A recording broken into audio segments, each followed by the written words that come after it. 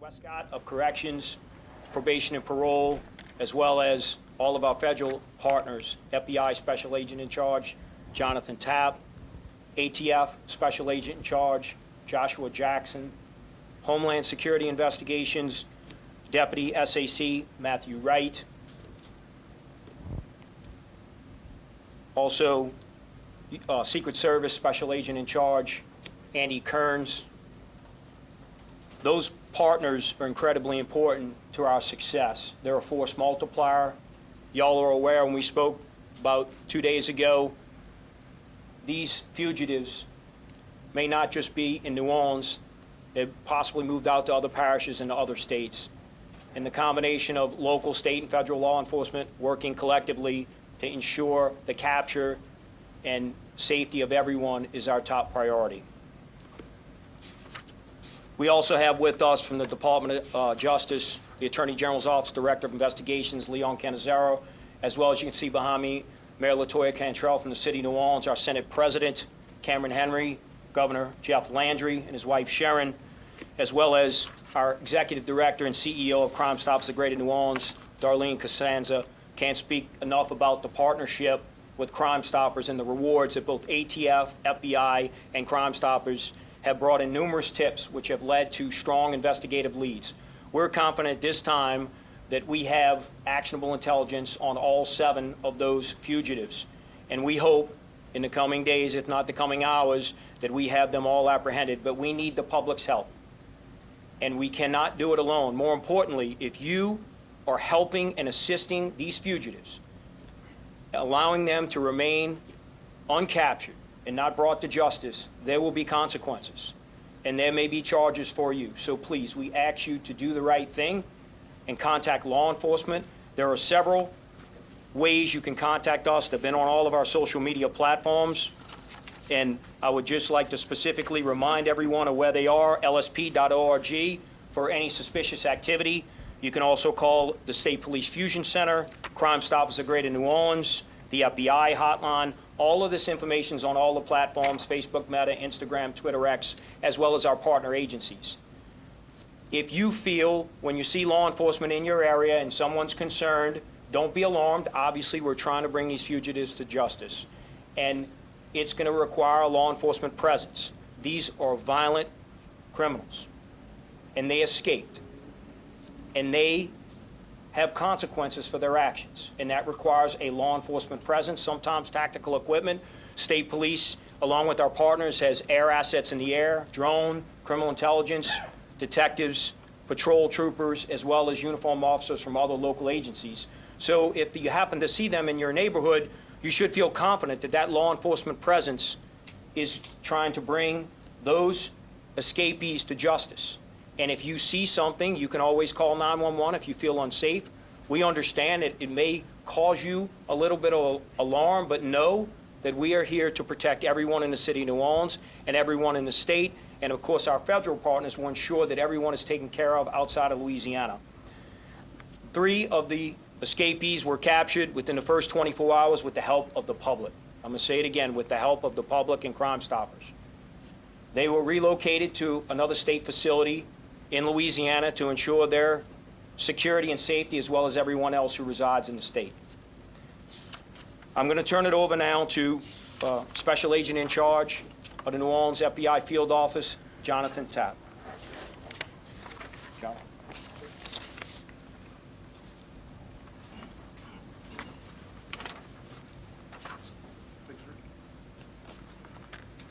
Thank you, Colonel Hodges. Good evening. I'm Jonathan Tapp, Special Agent in Charge of the FBI here in New Orleans. 7 dangerous inmates have been on the streets for more than 2 days, and we strongly believe that there are folks out there helping these inmates evade capture. The FBI wants to know, along with our law enforcement partners, that the FBI will work together to ensure that those people helping these inmates evade recapture will be held accountable. These inmates are accused of serious crimes, and until they are back in custody, we should all remain vigilant. We appreciate all the tips we've received so far, and we want you to know that the FBI and our law enforcement partners have been working 24/7 to follow every lead. The FBI remains committed to protecting the American people, and we have agents and analysts working across the country. The FBI will not stop until all of these escaped inmates are recaptured. We're asking that everyone look at these pictures, and if you have seen any of them, please call. You can call the FBI at 1-800-CALL-FBI. You can submit a tip at fbi.gov/New Orleans fugitives, or you can call any of our law enforcement partners here. I also want to let you know that we have increased the reward money from FBI from $5,000 to $10,000 per inmate. That's $10,000 from the FBI per inmate, $5,000 from ATF per inmate, and $2,000 from Crime Stoppers per inmate. So please, as Colonel Hodges said, we need help from the public, and we appreciate it. Thank you very much. Turn over to Governor Landry. Well, good evening, everyone. This is a very unfortunate and disappointing circumstance. I want to echo my thanks to our federal and state and local partners and everyone out there who has been working extremely hard to try to capture these fugitives. I also want to thank my fellow colleague, Senate President Cameron Henry, who's here today. Darlene, I'd like you to know that in addition to the FBI increasing their award from $5,000 to $10,000, I would ask that you go ahead and increase the Crime Stoppers award to $5,000. That's a $3,000 increase. Both Senator Henry and I are going to cover that amount. I believe that the majority of citizens in this state and in this city want law and order and security in their neighborhoods, safe streets for their children, and that they are frustrated with the broken criminal justice system that places criminals and victims and diminishes the quality of life here in the state. They deserve better, and our citizens deserve accountability and transparency. Again, without the help of Troop NOLA, the FBI, the U.S. Marshals, NOPD, ATF, and other law enforcement agents around the state, we would not be able to engage in this manhunt, and 3 of these fugitives would not be in custody. Last year, with an emphasis on public safety and violent crime, the legislature and I pursued accountability and transparency. And while some progress has been made, the current issue, I believe, reflects a persistent systemic problem that unfortunately is not unique to New Orleans. I have consistently said that our criminal justice system is like a 3-legged stool. One leg being law enforcement, one leg being prosecutors, the other leg being our courts. And if one of those legs fails, the entire system collapses. Let's talk about that for a minute. Our law enforcement officers around this state and in this city are doing an unbelievable job. And they're making their arrests. They're doing their part. Since the creation of Troop NOLA last year, the state police currently has over 500 cases in the Orleans criminal court system that is being handled by the Attorney General. Now, once a person is arrested, we all know they are booked in a parish jail. And it brings us to why we are here today, which is a failure in the jail system.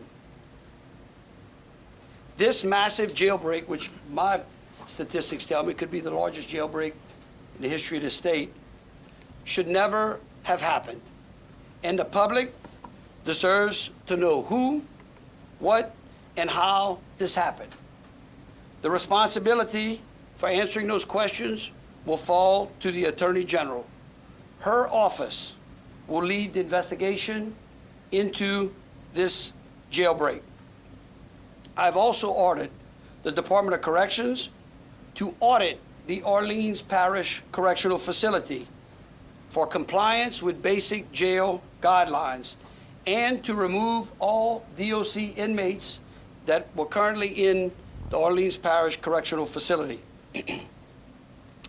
I will be issuing an executive order that instructs the State Inspector General to get an inventory from the sheriff of all pretrial detainees and those awaiting sentences, like Derek Groves, the escapee, who pled guilty to manslaughter in October of last year and was awaiting sentencing.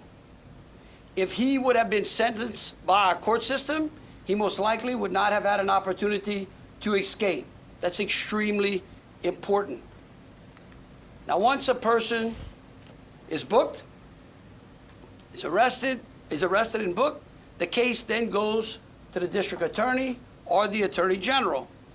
That is the second leg of our three-legged stool. Prosecutors who dismiss cases and release violent criminals must be addressed. 5 of these escapees had been charged while in jail. Kendall Miles, Lenton Vanberg were charged with battery on correctional officers. Those charges were refused by the district attorney. Robert Moody, Jermaine Donald, and Lenton Vanberg were all charged with contraband in jail. Their charges were refused by the district attorney. Prosecutors who are unprepared and delay cases for years must be addressed in this court system. 9 of the 10 escapees have been in the pretrial stages in OPCC for years now. Resolving these cases requires cooperation between the district attorney and judges, as only the judge has the ability to continue these cases. I'm asking the DA to explain to us and to the public why these cases are not progressing. The third leg of our stool is our courts. Last year, I requested the Louisiana Supreme Court to do an in-depth review of the Orleans criminal court system. They issued a finding, and I've been working inside the criminal court system to reprimand and to remove judges who are not properly administering their cases. We also established a more robust judicial commission by a constitutional amendment last year that was passed by the voters. That commission has recently been seated. I will be issuing an executive order asking the new Judiciary Commission to establish triggers for investigations by them, particularly in judicial districts with high crime rates, such as Orleans, East Baton Rouge, Rapides, Caddo. This executive order will mandate the commission to specify specific review triggers, including reviewing the number of judge trials and acquittal rates in criminal courts. There should be an automatic review of any judge that has a disproportionate number of acquittals, as we have seen here in Orleans Parish. Judges with cases of clear evidence of guilt but resulting in acquittals should be scrutinized. Investigating cases that take too long to go to trial. As I mentioned, 9 of these 10 escapees were sitting in jail waiting to go to trial. Had they gone to trial, had they been convicted, had they been sentenced, they will most likely not be in Orleans Parish Jail, but in our custody in one of the state penitentiaries. Addressing judges' failures to revoke probation for violations. Last year, our Secretary of Corrections highlighted the lenient enforcement of probation terms for violent offenders and the need for appropriate sentences. I passed that letter out to the press. It was in December of last year to both the district attorney and to the judges. I urge both the Orleans Parish District Attorney and the Criminal District Court to reevaluate the sentencing and take probation violations seriously. Probation should not be used to keep violent criminals from going to jail. I repeat, probation is not for violent criminals. The docket is also a key. My understanding is that the Orleans Parish Jail is beyond capacity because, again, the cases are not moving, such as 9 of the 10 escapees. Now, there is no excuse for the escape of these violent offenders. There is also no excuse for the way these cases are currently being mismanaged in our criminal justice system. Whether it's an escapee or a release, the public deserves to know why. And not just in Orleans Parish, but around the rest of the state as well. That brings us to a data issue. I'm also requesting that the Metropolitan Crime Commission work in the most violent crime cities in the state to establish a data modeling system similar to what they're doing here in Orleans. This will include regular reporting of crime data from the point of arrest to the point of conviction. I'm hoping that not only summer, but some sunlight has arrived in Louisiana. In closing, I continue to believe that our citizens want law and order. They want security in their neighborhoods, and they want safe streets for their children. The frustration grows with a broken criminal justice system. Our taxpayers and our citizens deserve transparency and accountability. The issues that I've laid out and the executive orders that will follow will demand that.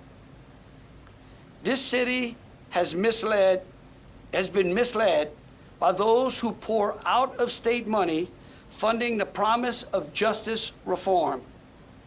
Electing officials with no frontline experience and those who pander voters lead to a lack of safety and order, which is why we're standing here today, which is why so many of our law enforcement agencies have to comb this city and this street, hunting down some of the most dangerous criminals. The irony of the progressive promises that have been made to this city is clear. New Orleans handed the jail keys to those who vowed to keep criminals out of jail.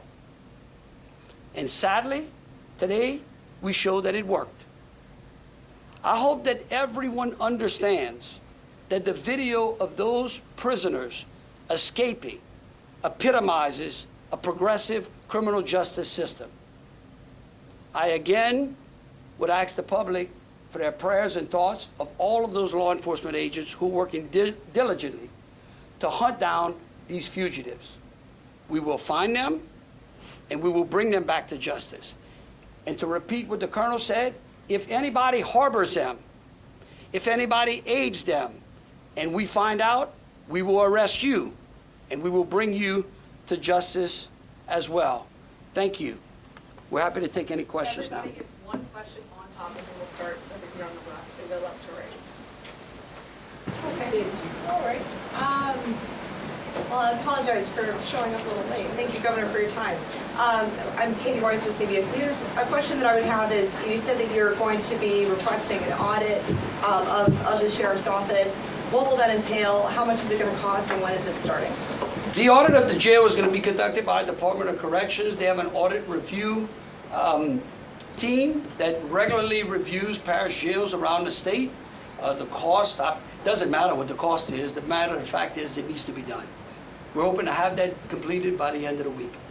By the end of the week? By the end of this week coming. Next question. Governor, you mentioned the words accountability and transparency numerous times. In your assessment, who specifically needs to be held accountable and how?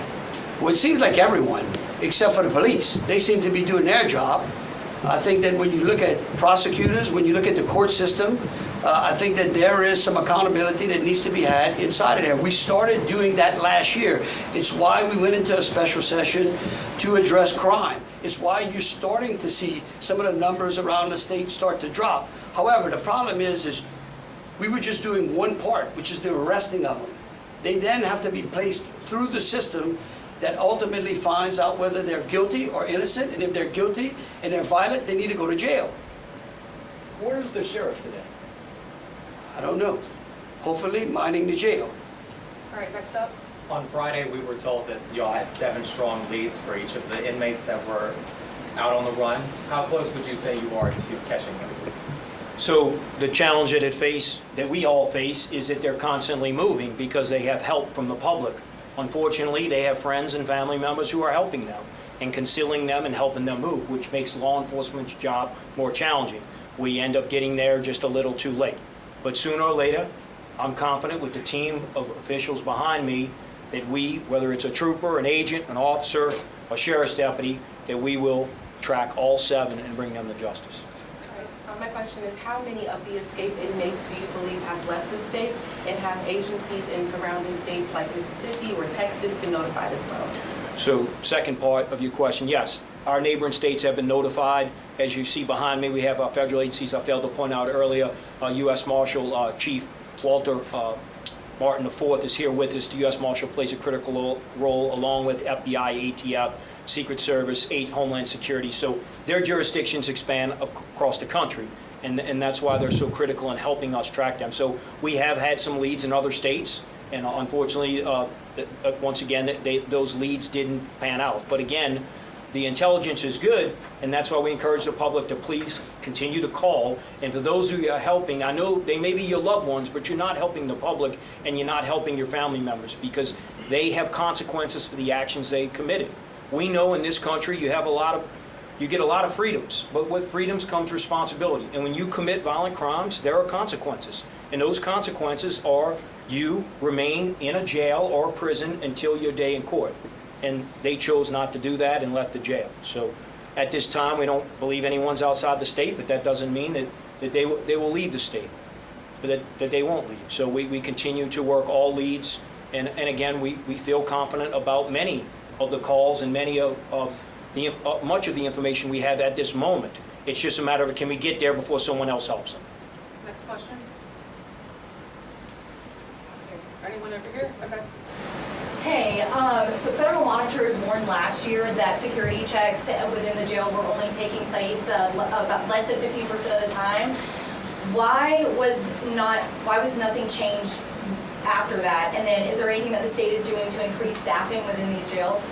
Look, I think it's a great question for you to ask the sheriff. She was a monitor at one particular time.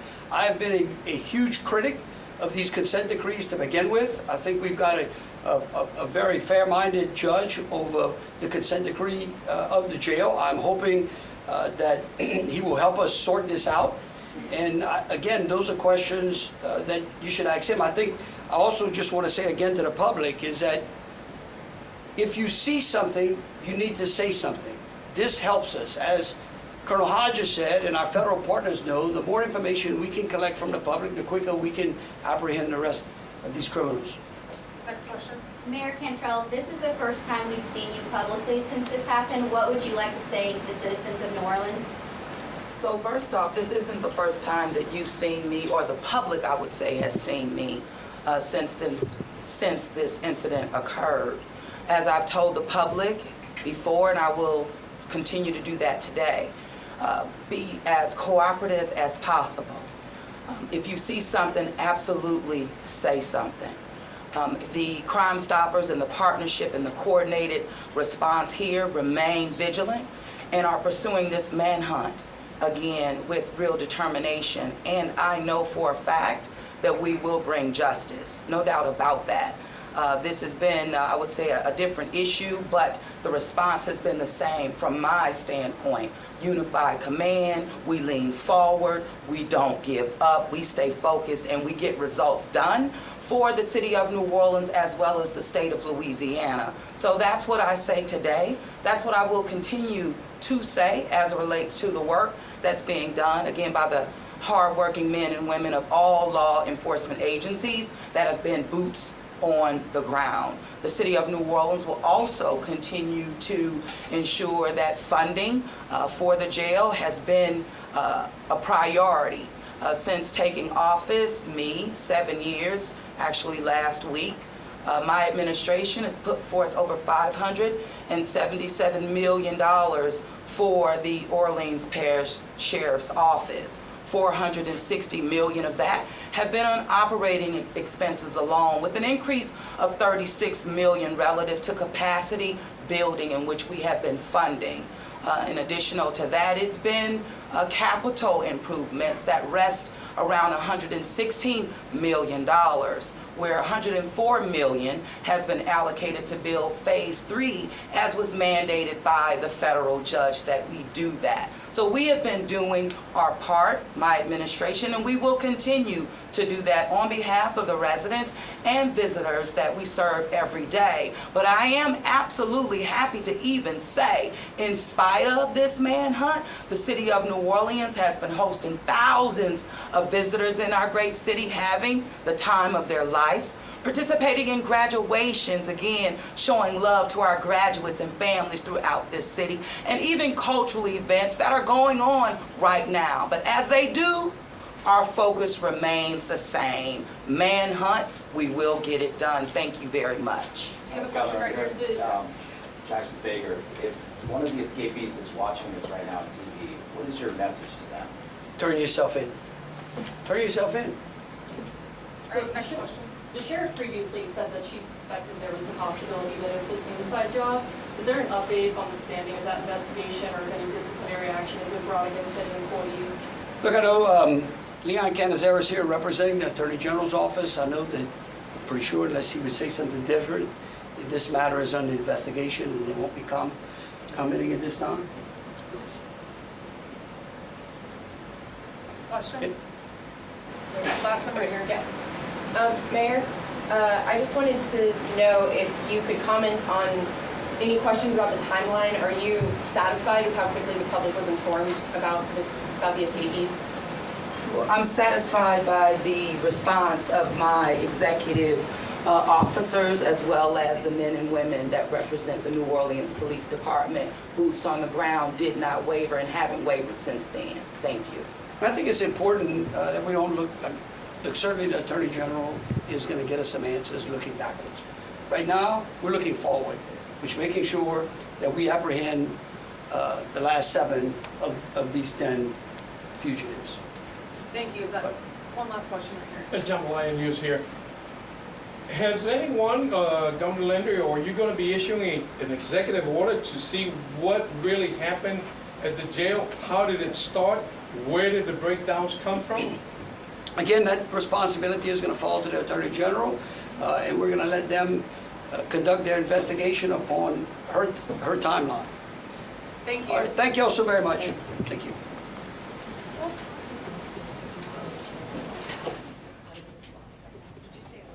And that was the governor, and you just heard from the FBI and also the state police. Just a brief recap before we get you back to your programming. 7 of those 10 inmates who escaped are still on the loose here, and law enforcement says they are working diligently to find them. They've been working 24/7. They're working with agents and analysts from across the country on tips that they say they've been getting from the public. They say their biggest challenge is that as they are responding to these Crime Stopper tips, that people that are loved ones of these inmates are moving them, telling them that the law enforcement is on the way. So they're also issuing a warning to anyone who's helping any of these inmates that you also will be prosecuted if they find out that you are helping.